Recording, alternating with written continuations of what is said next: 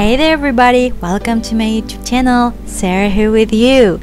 So I'm here with a speed art, and if you are a follower of me on Instagram or Facebook and you feel you have seen this drawing before, you are correct.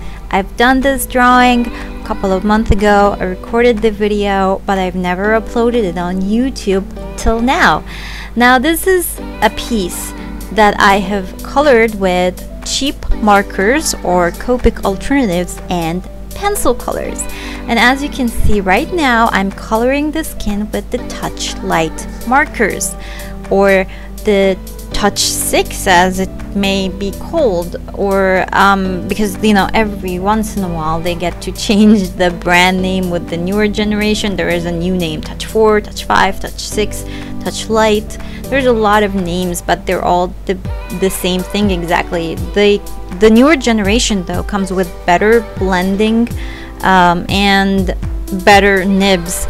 And right now, as you can see, I am coloring, or rather adding depth to this character with pencil colors, and I'm using the pencil color blender thing, and I'm using a combination of browns and pinks and reds, which are the colors that you will see in skin tones in general. If you want to create that sort of gradient skin tone feel, then you should start out with the lighter skin tone colors, and then you can add the darker browns to create that sort of darker shade. And then as you can see, I'm always using that pencil color blender to blend all of the colors together. Now this creates a beautiful type of depth to this. The base of the alcohol or Copic alternatives is really nice, and it gives a wonderful base for using the blending techniques or the color pencil blending, as you're seeing right here. And as you can see, it's starting to take shape. It feels a bit like the Copic. I know a lot of people tend to get that feel by over blending Copics together, and they get that sort of gradient sort of style.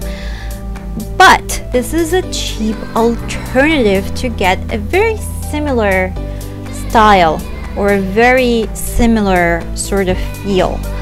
Actually, it's a little different, so it does feel a little bit original because it's not exactly the same as you can get from the Copic one. Now the Copic has higher pigmentation quality, so that is the reason why when it comes to blending, it's a lot easier to blend Copic than what I'm using. I am using colors here that you can get if you get like a 200-piece set. The marker is between 80 cents to $1. So we're comparing that to a Copic, in which you can get on deals for $5, $6, $7 at times. We're talking, if we're gonna get a 200-piece set, it could be between $120 to $150 versus the 72 Copic set that can go up from $400 to $500, and that's just one set out of 6 if you are into collecting all of the Copic markers. And I know that there's a lot of people who want to use markers and they want to get the highest quality, but they are afraid because of the cost and how expensive it can be, and they just want to try this medium out. Well, you can start with the cheaper stuff, and if you find yourself satisfied with the results like me, because I really liked how this picture have ended, or how the final result is, if you feel satisfied, you can always keep working with those cheap tools. Remember, cheap doesn't mean bad. Actually, you can get creative by combining different stuff together to get a very beautiful type of drawing. And I really liked how the skin of the character looked. Now this character, it's inspired from mythology. I was looking up on different mythologies to get inspiration for things similar to summons if you are into RPGs, there are these creatures that you summon and stuff. So I'm like, my story is big time inspired from RPGs, especially from the Final Fantasy series. So instead of actually getting my inspirations from like games and stuff, I decided to go to the original source, in which all of or any game creator would do. They would research in mythology.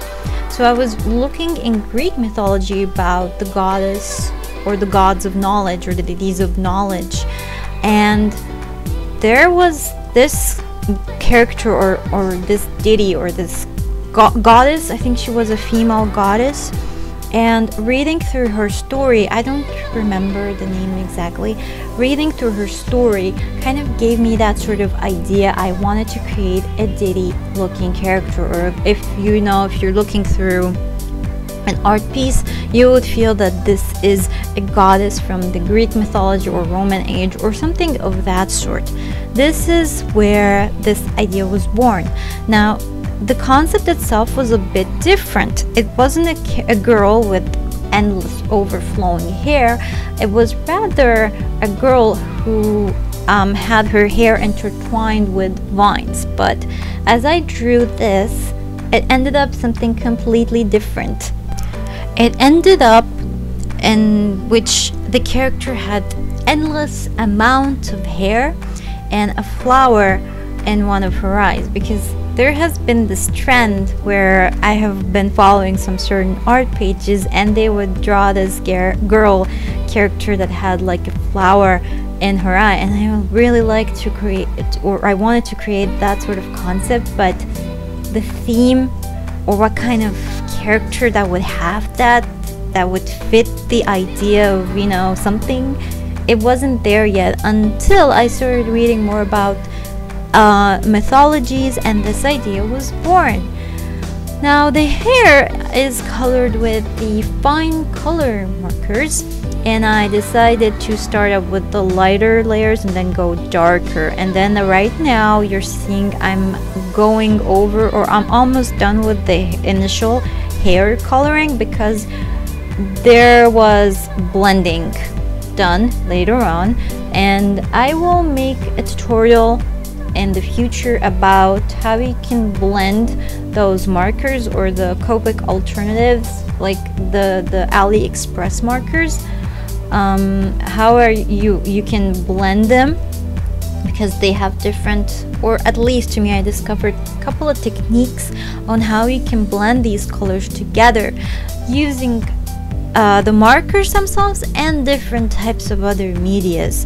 I'm still exploring other options, such as combining these markers with water pencil colors, or combining them with watercolors to get different textures, to get different ideas. And guess what? I'm planning to actually give a try to cheap watercolors to see what can I get. Is it possible that I can get a very interesting result with the cheap watercolor types, or maybe I should just go with the tubes? Either way, whether it's tubes or the cheap watercolors, they're pretty much the type of watercolors that anyone can afford who have an interest in coloring in general and want to try coloring with colors, whatever medium you would like. You can pretty much afford them. Anyways, I'm right now going over some areas that I thought that, because it's really hard to pin down the light source and all of that, I'm just going all over, like by sense, which part needs to be darker or lighter, or how I would imagine on how the light would fall on an endless overflowing hair that has no end of this goddess sort of character. And it will look in the end of the video a little bit completer, of course, because I'm still in the process of coloring this. Now this drawing took about 12 whole hours to finish. The amount of coloring in this was a lot. I actually had to record this on 2 days. Each day I would sit full 6 hours to get it done. So that's just the coloring part. The drawing part itself was not easy, because just to draw all this amount of strands, to ink them and everything, it also took its fair share of time. But this is like, I know I put a lot of effort in this one, and this till now is what people consider my masterpiece, something I was not able to top so far. Maybe because of the coloring, maybe because of the fact that the idea was liked by a lot of people, the hair, the rose in the eye, and all of that.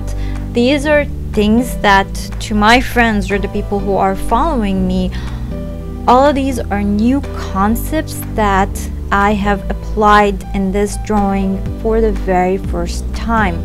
So for them, it could be because it's a new idea, or it could be just that the blue colors, they ended up really liking the blue feel or degree to the hair here.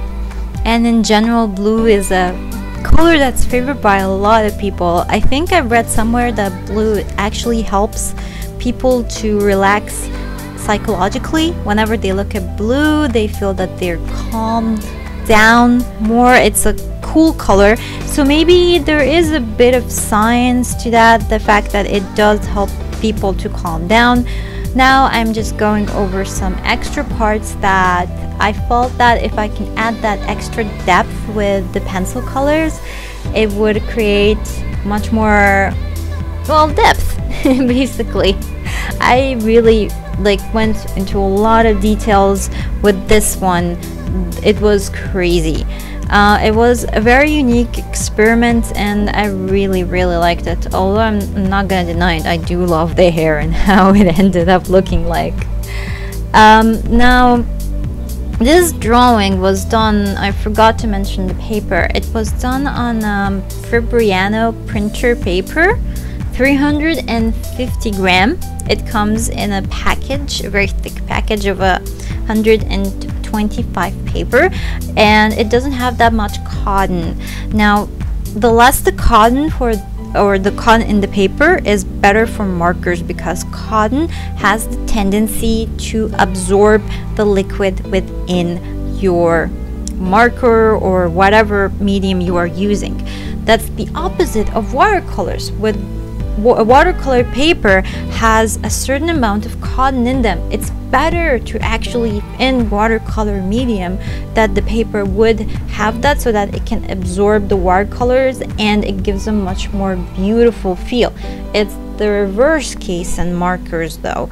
So those printer paper have a very low amount of cotton. I knew that because, as you can see, I've colored so much, or went with the markers so much. When I was looking at the back of the paper, the bleeding level was not that high, which means basically that the paper did not drink up a lot of the ink inside of the pen.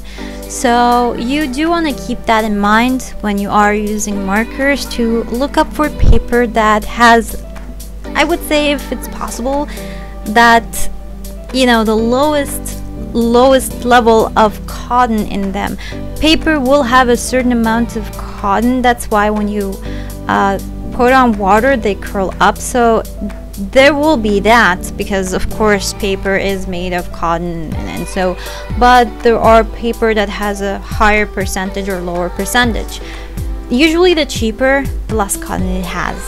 And now I'm coloring the dress. As you can see, I'm coloring with grays, and again, I used on the dress the TOUCHLIIT markers, and I think I am using now a combination of TOUCHLIIT and fine color markers to do the flower and the crown and the other things. I do have this color chart in which I made, so I was probably looking through in that chart to see what kind of colors that would fit. As you can see, I'm putting colors on the table that would fit the crown or other extras, like the accessories and all of that.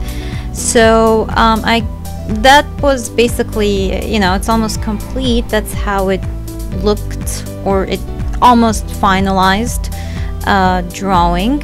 I think I'm still, the background is missing. I'm coloring or haven't done the background yet. I think I colored it with light green of sorts. Yep, there is the Touch 4 markers, my older or first set of markers that I've ordered, and I am using a pale green on the background. And I do think that because I wanted to have vines with her hair but did not end up having vines, I just wanted to put green color in there somehow, so I decided to make the background to have that sort of pale green, so that it does feel that she relates to, I don't know, I just wanted to put green in there, so that's the reason why I picked this green. And well, it's a gradient green. And again, I'll make a tutorial on how you can get that sort of gradient effect out of these markers in future videos. And it's finalized. I'm just adding some details with pencil colors there.